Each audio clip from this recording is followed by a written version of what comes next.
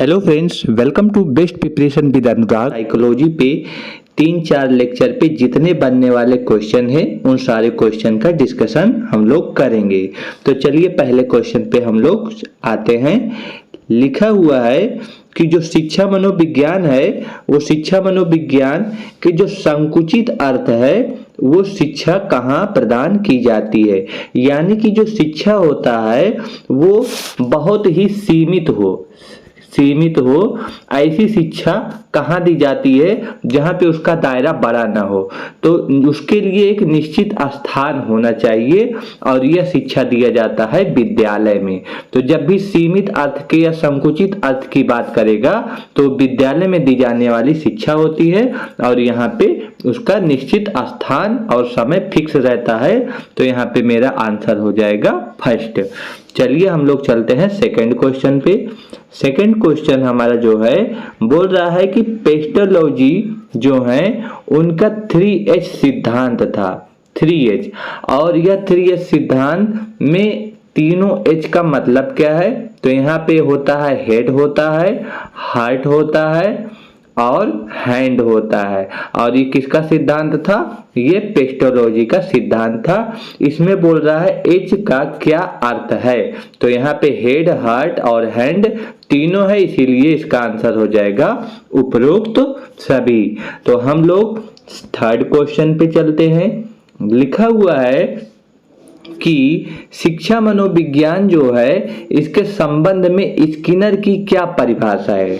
तो देखिए अगर स्किनर की बात करें तो यहाँ पे पहला जो लिखा हुआ है, मुझे बच्चा दो और बताओ कि उसे क्या बनाऊं, इंजीनियर बनाऊं या डॉक्टर बनाऊं।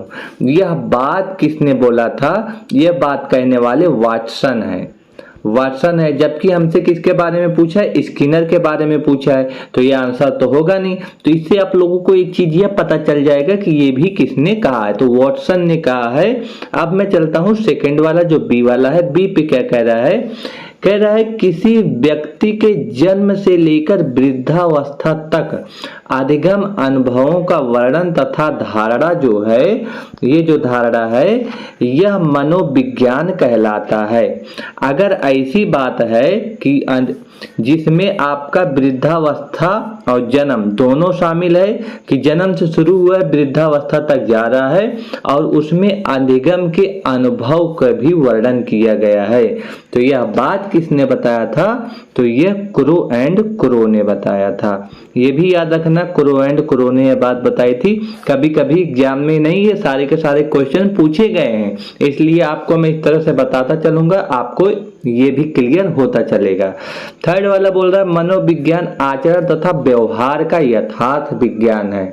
यह बात जब आचरण और व्यवहार दोनों को मिला देगा तो यह बात कहा था मैकडूगल ने। किसने कहा था? मैकडूगल ने यह कहा। फोर्थ वाला कह रहा है मनोविज्ञान जो है शिक्षा का आधारभूत विज्ञान है। जब भी शिक्षा को आधारभूत विज्ञान से जोड़ेंगे तो ये है स्किनर। कौन है? स्किनर। और हमसे क्वेश्चन में यही पूछा था कि इसका आंसर जो होगा डी वाला होगा।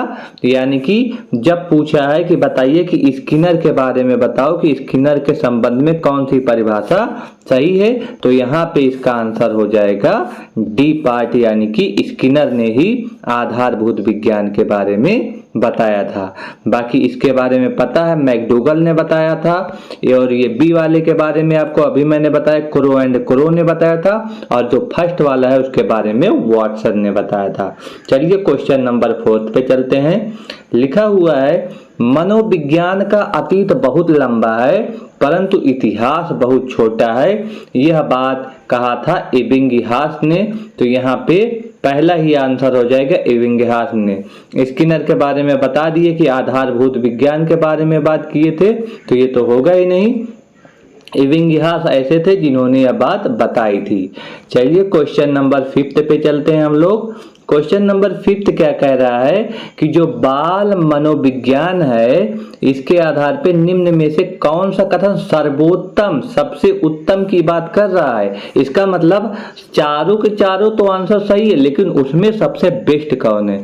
तो लिखा सारे बच्चे एक जैसे होते हैं, ये तो बात गलत है कि सारे बच्चे एक जैसे होते नहीं। क्यों? क्योंकि उनमें व्यक्तिगत विभिन्नताएं होती हैं। क्या होती हैं? व्यक्तिगत विभिन्नताएं होती, इसलिए एक जैसे नहीं हो पाएंगे। प्रत्येक बच्चा विशिष्ट होता है, इसको छोड़ दीजिए। हाँ, बच्चे तो होते हैं जो विशिष्ट होते ही हैं। कुछ बच्चे विशिष्ट होते हैं, गलत बात है। कुछ बच्चे तो विशिष्ट नहीं, सब अपने आप में कुछ न कुछ विशिष्ट होते ही हैं। कुछ बच्चे एक जैसे हैं, जब भी ये इस तरह के दे देगा आपको कुछ, तो यह एक निगेटिव वर्ड है। तो हमेशा याद रखना कि ये इसको हमको नहीं लेना है। प्रत्येक बच्चा यह एक पॉजिटिव वर्ड है और यह इसको लेना है। तो इसका आंसर क्या हो जाएगा? बी पार्ट हो जाएगा। तो मेरा आंसर हो गया बी पार्ट। चलिए हम लोग चलते हैं 6 क्वेश्चन पे। लिखा हुआ है कि जो मनोविज्ञान है, मनोविज्ञान आचरण एवं व्यवहार का यथार्थ विज्ञान है। तो जब आचरण और विज्ञान का यथार्थ विज्ञान की बात करेगा, तो अभी मैंने आपको बताया था कि आचरण और व्यवहार अगर जुड़ जाएगा तो कौन हो जाएगा? मैकडूगल हो जाएगा, जिसमें आचरण भी शामिल रहेगा और व्यवहार भी शामिल हो जाएगा, तो मैकडूगल आ जाएंगे। अभी मैंने आपको ऊपर यह बताया था। तो इस तरह से भी क्वेश्चन पूछा जाएगा। आगे चलते हैं क्वेश्चन, अगले क्वेश्चन पे। लिखा हुआ है 7 जो है कि मनोविज्ञान के अंतर्गत क्या क्या आता है। तो मानव का अध्ययन किया जाता है मनोविज्ञान पे, बिल्कुल सेट हो रहा है, मानव का अध्ययन होता है।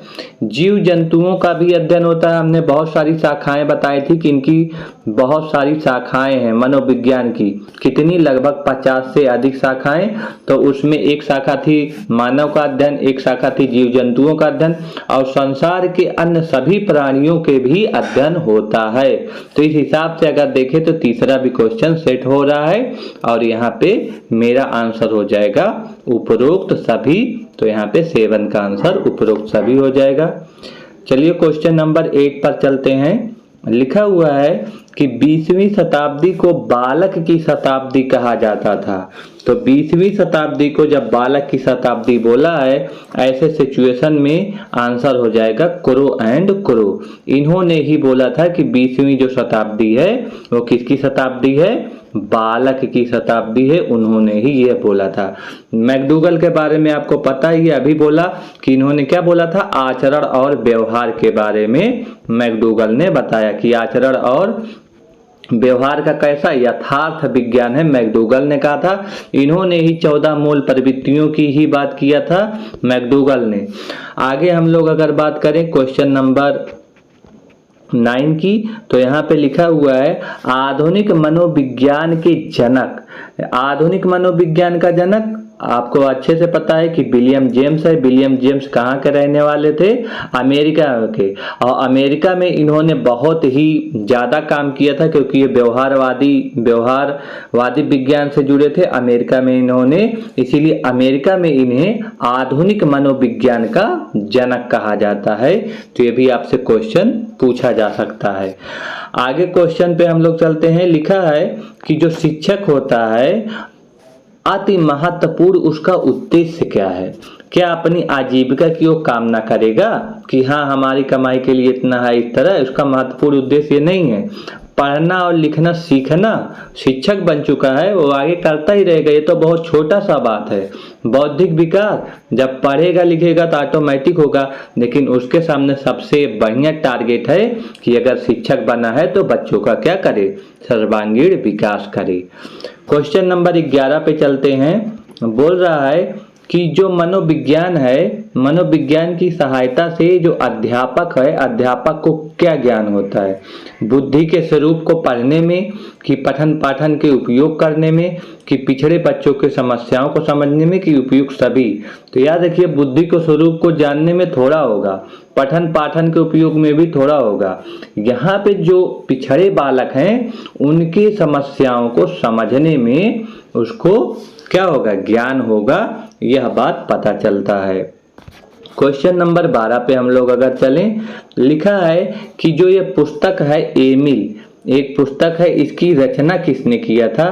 तो आपको मैंने बताया था कि इसकी रचना अरस्तु ने नहीं किया था बल्कि रूसो ने किया था, और उन्होंने एमिल नाम की एक बुक लिखी थी, और यह बुक प्रकृतवादी विचारधारा से, यानी कि प्रकृति के बारे में बताती है, तो प्रकृतवादी विचारधारा से संबंधित है।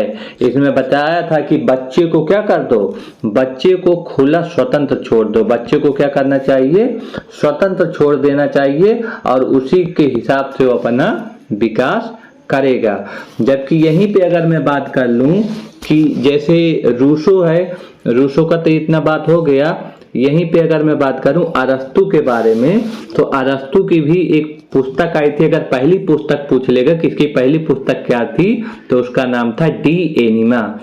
डी एनिमा यह पहली पुस्तक इसकी अरस्तु की मनोविज्ञान से संबंधित अगर पूछा जाएगा पहली पुस्तक थी। बाकी तो इसने बहुत सारी पुस्तकें लिखी, जैसे इसने एथिक्स पे भी पुस्तक लिखी है, तो एथिक्स नाम की पुस्तक इसने ही लिखी थी। इसने मेटाफिजिक्स नाम की भी पुस्तक लिखी है, तो ये भी पूछा जा सकता है कि मेटाफिजिक्स पुस्तक किसकी है, तो अरस्तु का है। अरस्तु था कहाँ का, तो यूनान का रहने वाला था, यूनानी दार्शनिक था।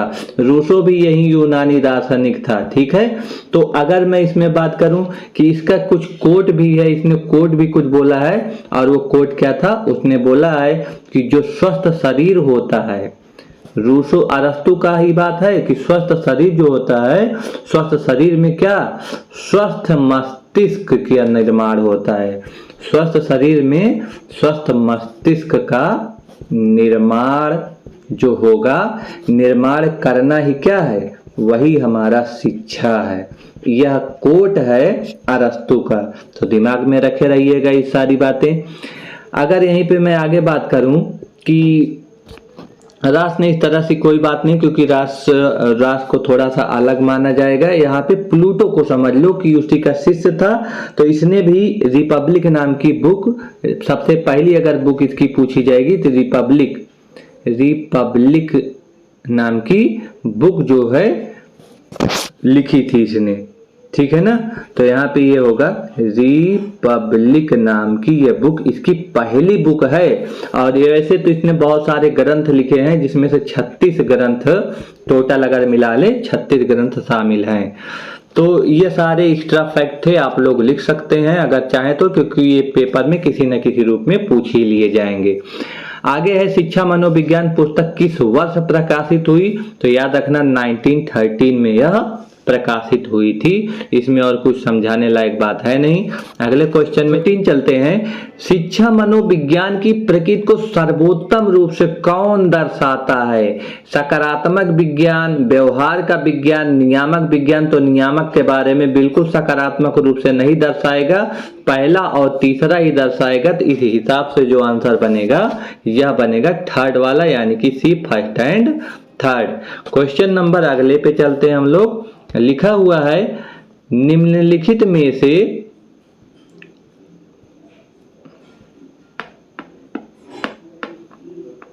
चलिए क्वेश्चन नंबर 15 करण निम्नलिखित में से कौन मनोविज्ञान में अध्ययन की सबसे कम प्रामाणिक विधि है? सबसे कम प्रामाणिक बोला है, सबसे कम।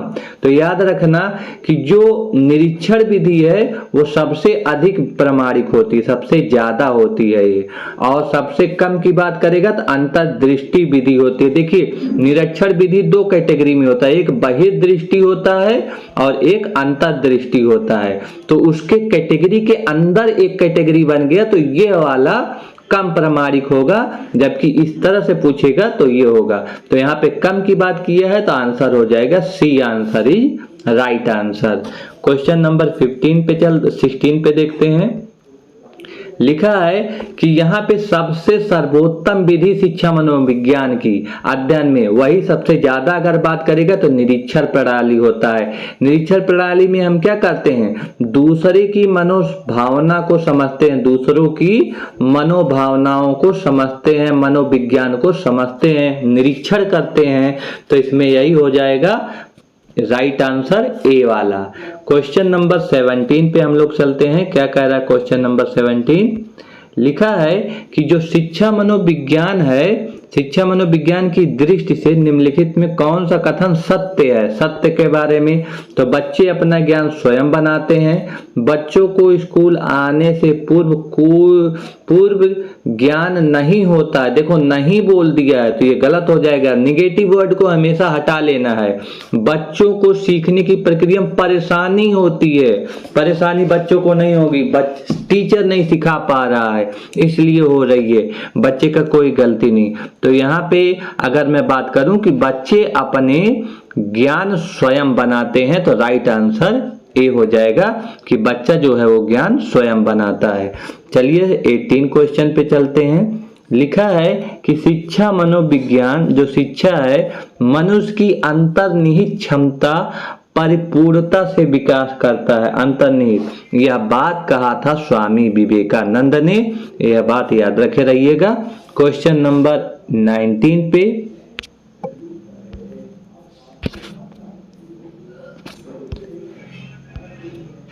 चलिए क्वेश्चन नंबर 19 पे चलते हैं।